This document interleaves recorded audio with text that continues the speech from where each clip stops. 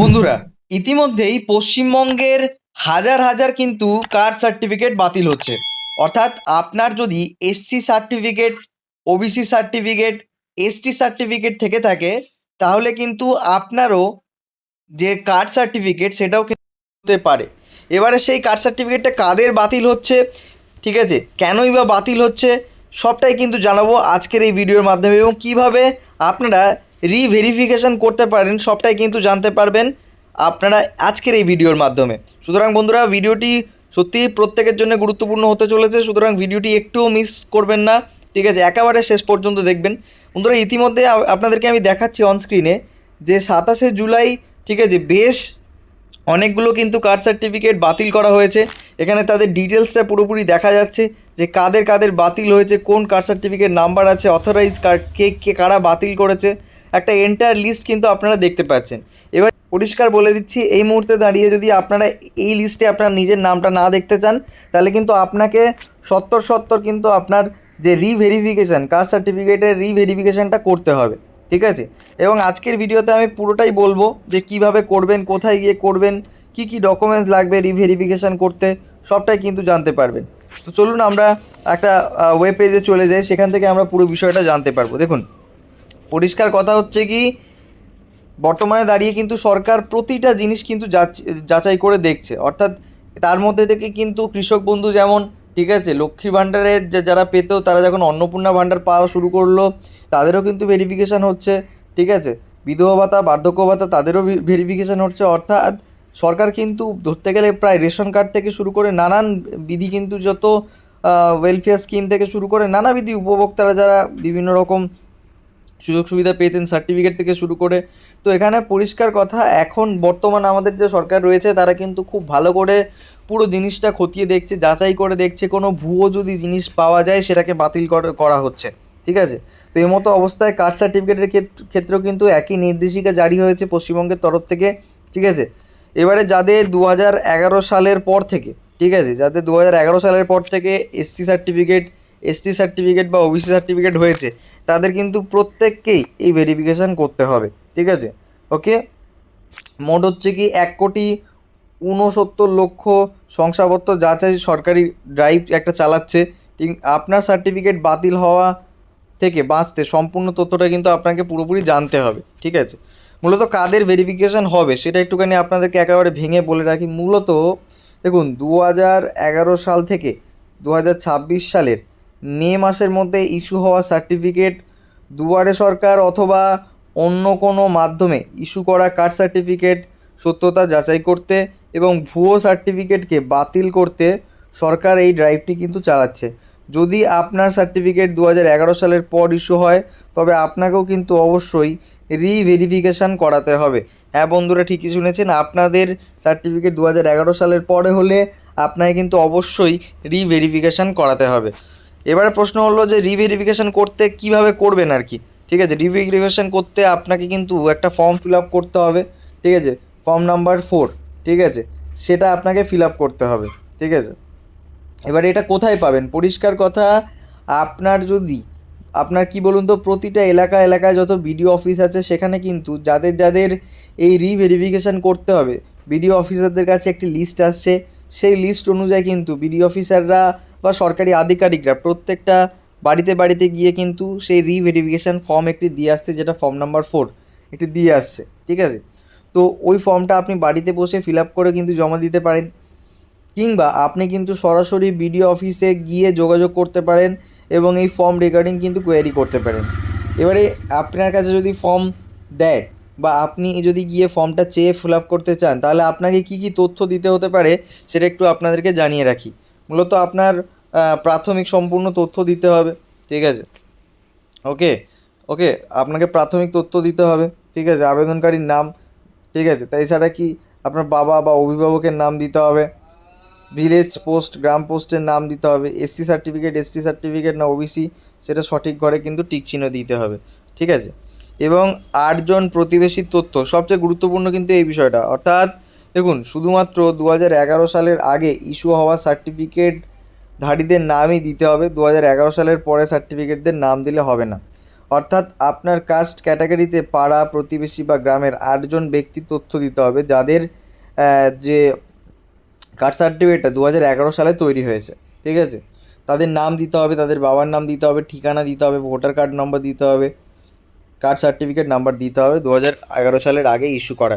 অর্থাৎ খুব স্পষ্টভাবে বলতে দেখুন, আমরা প্রত্যেকে জানি যদি একটা কাস্ট সার্টিফিকেট তৈরি করতে হয় তাহলে কিন্তু সেই টাইটেলের আন্ডারে থাকা কিন্তু আপনার আত্মীয় বা জ্ঞাতি বা যে কোনো কিছু তাদের কাছ থেকে কিন্তু তাদের সার্টিফিকেট দেখিয়ে কিন্তু তারপরে এই সার্টিফিকেটটা হয়। এবারে আপনাকে যদি ভেরিফিকেশান করতে হয় মোট 8জনার, টোটাল মোট 8জনার কিন্তু সার্টিফিকেটের পুরো ডিটেলস লাগবে যাদের 2011 সালের আগে সার্টিফিকেট রয়েছে, ঠিক আছে। অর্থাৎ 2011 সালের পরে কারোর দিয়ে যদি আপনি প্রমাণ করতে চান তাহলে কিন্তু সেটা হবে না, ঠিক আছে। এবং তারপরে আপনার সইটই করে নেবে, ঠিক আছে। দ্বিতীয় পৃষ্ঠের টোটাল আপনার ফর্মটা এরকমভাবে ফিল আপ করতে হবে এবং এই ডিটেলসগুলো চাওয়া হচ্ছে, ঠিক আছে। আশা করি আপনারা এই পার্টটা বুঝতে পেরেছেন।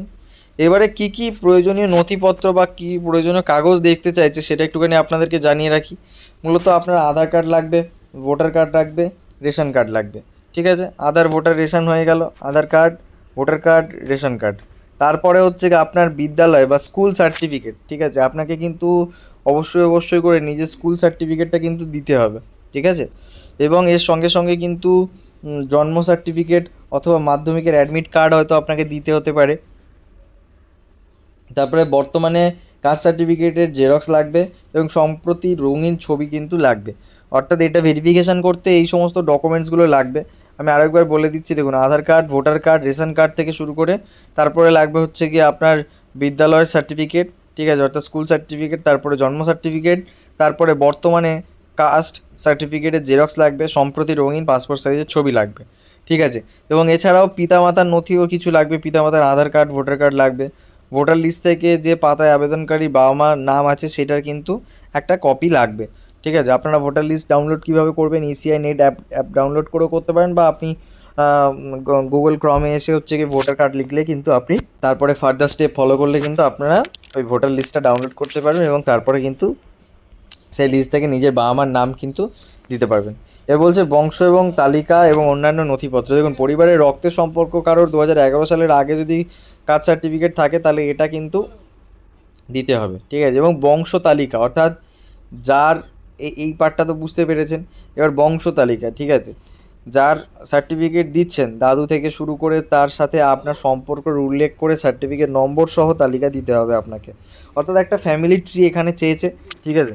এবং আয়ের শংসাপত্র দিতে হবে, অর্থাৎ আপনার প্রধান, সভাপতি অথবা এমএলএর থেকে কিন্তু বিডিও অফিস থেকে এটা আপনি কিন্তু পেয়ে যাবেন, ঠিক আছে। এবারে যাদের পরিবারে 2011 সালের আগে কোনো সার্টিফিকেট নেই তাদের জন্যে কী হবে, ঠিক আছে। তাদের জন্যে পরিষ্কার, যাদের মানে পরিষ্কার এখানে পঞ্চায়েত প্রধান, সেক্রেটারির দেওয়া কাস্ট উল্লেখ করা, ঠিক আছে, পুরনো সার্টিফিকেট আবেদনকারীর সময়কার, ঠিক আছে, 1950 সালের এসসি এসটি সার্টিফিকেট বা 1993 সালের ওবিসি সালের পূর্ববর্তী সময় জাতি উল্লেখিত জমির দলিল বা সরকারি নথি বা পাড়া প্রতিবেশীতে 10 জনের স্বাক্ষরিত একটি ঘোষণাপত্র। অর্থাৎ এবারে যেটা হচ্ছে কি সবচেয়ে ভাইটাল জিনিস, যাদের 2011 সালের, ঠিক আছে, পরে হয়েছে, যাদের পরিবারের কারণ নেই, সেক্ষেত্রে এতগুলো অপশান কিন্তু দিয়েছে। আপনি পঞ্চায়েত প্রধান বা সেক্রেটারির দেওয়া কাস্ট উল্লেখিত করা, ঠিক আছে, পুরনো সার্টিফিকেট দিতে পারেন। 1950 থেকে 1953 সালের পূর্ববর্তী সময় জাতির উল্লেখ জমির দলিল বা সরকারি নথি দিতে পারেন, ঠিক আছে। পাড়া প্রতিবেশী 10 জনের স্বাক্ষরিত একটি ঘোষণাপত্র কিন্তু দিতে পারেন, ঠিক আছে। এবার কোথায় জমা দেবেন, দেখুন ফিল আপ করার সময় ফর্ম 4 এবং সমস্ত নথিপত্র বাড়িতে আসা বিডিও দফতরের কর্মীকে অথবা আপনার পাড়ায় যে ব্যক্তি বিডিও দফতরে কাজ করেন ফর্ম দিয়ে গেছেন তাকে কিন্তু জমা করতে হবে বা নিজে অফলাইনে গিয়ে কিন্তু আপনাকে জমা দিয়ে আসতে হবে।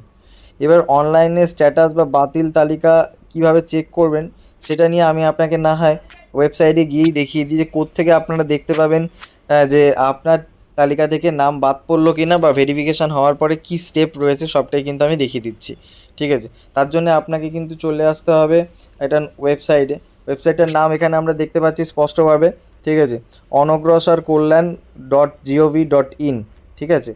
এই ওয়েবসাইটটাতে আসার পরে আপনাকে কিন্তু এরকম একটা ইন্টারফেস আপনারা দেখতে পাবেন, ব্যাকওয়ার্ড ক্লাস ওয়েলফেয়ার ডিপার্টমেন্ট, ঠিক আছে। সেখানে একটুখানি স্ক্রোল ডাউন করলে কিন্তু আপনারা আস্তে আস্তে আস্তে আসলে হ্যাঁ কাস্ট সার্টিফিকেট বলে একটা অপশান দেখতে পাচ্ছেন। এই কাস্ট সার্টিফিকেট এই অপশানটাতে আপনাকে ক্লিক করতে হবে, ঠিক আছে। এই অপশানটাতে আপনি ক্লিক করবেন, করার পরে এখানটায়, ঠিক আছে, পুরোপুরি গাইডলাইন থেকে শুরু করে কাস্ট সার্টিফিকেট সমস্তটাই কিন্তু এখানটায় করতে পারবেন, ঠিক আছে।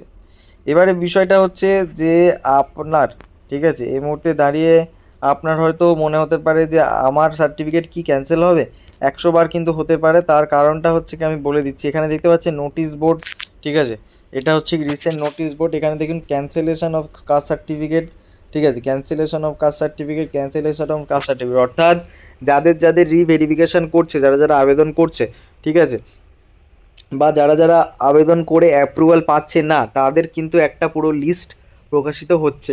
ওকে, তো তাদের লিস্ট প্রকাশিত একটা হচ্ছে। তো সেই লিস্টে, ঠিক আছে, কিন্তু যারা যারা ঠিকঠাকভাবে ভেরিফিকেশান করতে পারছে না, যারা সঠিক নথি দিতে পারছে না, তাদের কিন্তু এই বাতিল তালিকায় কিন্তু উল্লেখ করা হচ্ছে। এবার এমনই একটি বাতিল তালিকা আমি ডাউনলোড করেছি, আপনাকে দেখাই, ঠিক আছে, যেটা আমি আপনাকে একদম প্রথমেই দেখালাম যে এই বাতিল তালিকাটা প্রকাশিত হয়েছে কবে দেখতেই পাচ্ছেন, 27শে জুলাই 2026, এবং এখানে স্পষ্ট লেখা আছে, ঠিক আছে, সমস্ত বিষয়, ঠিক আছে, কারা কারা হচ্ছে কি বাতিল হয়েছে সবটাই কিন্তু এখানটা দেওয়া আছে, ঠিক আছে। ওকে, তো এই যে পুরো একদম নাম থেকে শুরু করে তার ডিটেলস থেকে শুরু করে সবটাই কিন্তু আছে। অর্থাৎ এরা কি করতে পারেনি, আইদার তারা রিভেরিফিকেশান করেনি, বা হতে পারে যে রিভেরিফিকেশান করেছিল কিন্তু সঠিক নথির অভাবে তাদের যে কাস্ট সার্টিফিকেট সেটা কিন্তু বাতিল করা হয়েছে, ঠিক আছে। এবারে আপনারাও কিন্তু এখান থেকে এই কাস্ট সার্টিফিকেট বাতিলের সমস্ত ডিটেলস কিন্তু দেখতে পারবেন, এবং এখান থেকে সরাসরি আপনি এখানে ক্লিক করলেই কিন্তু এই জায়গাটা আপনি যদি ক্লিক করেন তাহলে আপনি ওরকম যেগুলো বাতিল হচ্ছে পরপর সেটা দেখতে পাবেন। পরিষ্কার কথা আপনি যখন রিভেরিফিকেশান করবেন, ঠিক আছে, ওই টাইমে রিভেরিফিকেশান করার পরে আপনাকে কিন্তু এখানে নোটিশ বোর্ডটা কিন্তু সবসময় খেয়াল রাখতে হবে। নোটিশ বোর্ডটা সবসময় খেয়াল রাখলে কী হবে, আপনার বাতিল হচ্ছে না অ্যাপ্রুভ হচ্ছে সেটা কিন্তু আপনি জানতে পারবেন। তো আশা করি আপনারা পুরো বিষয়টি ভালো করে বুঝতে পেরেছেন। আপনাদের বুঝতে আশা করি কোনো রকম অসুবিধা হয়নি, ঠিক আছে। যদি কোনো রকম অসুবিধা হয় তাহলে অবশ্যই আমাদেরকে কমেন্টে জানাবেন, আমরা কিন্তু পুরোপুরি রিপ্লাই করে দেবো। এবং একটা বিষয় আপনাদেরকে জানিয়ে রাখি, ঠিক আছে, যে মূলত এই যে ভিডিওটা আমরা হচ্ছে কি দেখলাম, ঠিক আছে, এই ভিডিওর মূল জিনিসটা বা জিসটা একবার আমি আপনাদেরকে রিপিট করে দিই। পরিষ্কার কথা বন্ধুরা, বর্তমান আমাদের সরকার কিন্তু বিভিন্ন নথির মতো, ঠিক আছে, কাস্ট সার্টিফিকেটকেও কিন্তু যাচাই করে দেখছে, এবং সেই মতো কিন্তু একটা ড্রাইভ চালানো হচ্ছে সরকারের তরফ থেকে, যেখানে স্পষ্ট উল্লেখ করা আছে 2011 সালের পর থেকে যাদের যাদের কাস্ট সার্টিফিকেট হয়েছে তাদের কিন্তু রিভেরিফিকেশান করতে হবে। এবারে রিভেরিফিকেশান করতে হলে আইদার তার বিডিওর অফিসাররা কিন্তু বাড়িতে গিয়ে ফর্ম দিয়ে আসবে, ফর্ম 4, বা আপনাকে নিজে গিয়ে ফর্মটাকে খুঁজে ফিল আপ করাতে হবে বিডিও অফিসের কাছ থেকে। ফিল আপ করানোর সময় কিছু বেশ কয়েকটি নথিপত্র চাওয়া হয়েছে, যা আমি ভিডিওতে উল্লেখ করেছি, ঠিক আছে, এবং কী কী ডকুমেন্টস লাগবে, নথি লাগবে, সবটাই কীভাবে ফিল আপ করবেন সবটাই কিন্তু আমি আলোচনা করেছি। এবং তার সঙ্গে সঙ্গে যখনই আপনি ফর্মটা জমা দেবেন, ঠিক আছে, তারপরে তার স্ট্যাটাসটাও কিন্তু আপনি দেখতে পাবেন এই ওয়েবসাইটের মাধ্যমে।